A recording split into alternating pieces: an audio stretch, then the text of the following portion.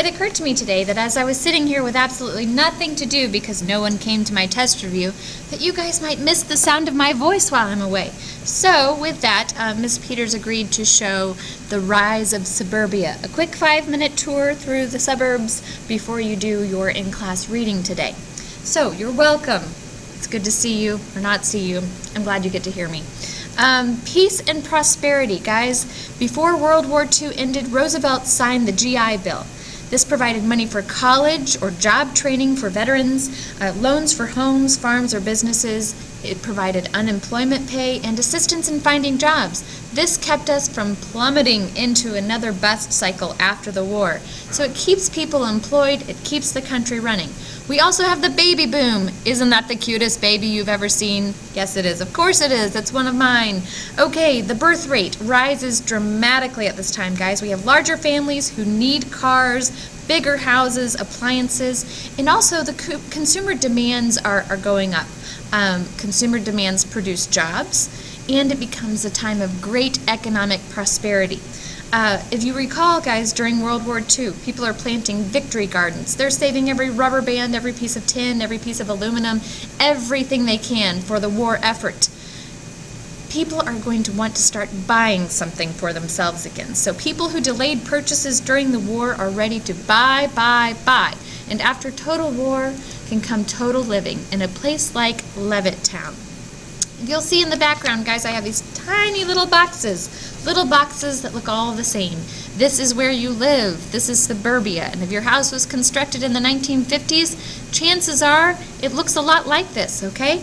Americans experience post-war affluence. Symbols of American wealth included the automobile, which, fueled by the desire of consumers, changed body styles frequently to keep up with demands. We have Ford and Chevy coming up with a new line of automobiles every single year. Everyone wants one of those classic cars that you still see today. Ford and Chevy are coming up with very competitive automobiles. So if you're driving one of those old Mustangs today, you have the 50s to thank for that. Levittown.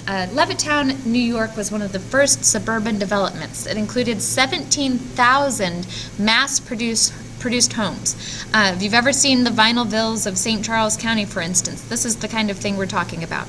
Most of these homes are financed by government programs, including assistance from the GI Bill and from those FHA home loans that we saw under the New Deal. Some people criticized Americans for their capitalistic practices, suggesting that we were pushing towards sameness. There's a song at the time that maybe Ms. Peters can find for you called Little Boxes by Malvina Reynolds, and it's written in 1962 as a political satire about California's suburban neighborhoods, all looking the same, where everyone does everything the same. So, is this the American dream as you envision it? Note that this didn't include everyone. Levittown and many other suburbs did not allow African American residents to move in. St. Louis was particularly bad about this. Have you ever heard the term white flight? Do you ever wonder why we have such racial divisions in our city? When we talk about suburbia in the 1950s, we're talking about white middle-class Americans getting the heck out of the city. They're also not just leaving the city, but they're leaving the Midwest, they're leaving the Northeast, and they're going out to warmer climates. With the invention of air conditioning and the interstate highway system, we have people wanting to seek the Sun Belt, as we call it. So the U.S. population shifts to warmer communities in the south and western portions of the United States. Early in the 1950s, the population of California is at about 10.5 million. 10 years later, more than 5 million more people moved to the state. The Brooklyn Dodgers and the New York Giants move out to California. We have new highways. Congress approves Eisenhower's favored highway system, which is a network of basically high-speed roads planned for a 40,000-mile system. This reinforces the importance of the automobile industry, and hey, you need that new Mustang for your road trip out west. Rebellion, you didn't invent it. Actually, the kids of the 1950s didn't invent it either, but the 1950s provide a release from all of this sameness. 1950s art and literature stresses rebellion against the sameness that we're seeing in the suburbs, and from people who are in that very traditional mold. You have Elvis shaking his hips to the audience on television. You have breaking social norms coming from films starring James Dean and Marlon Brando.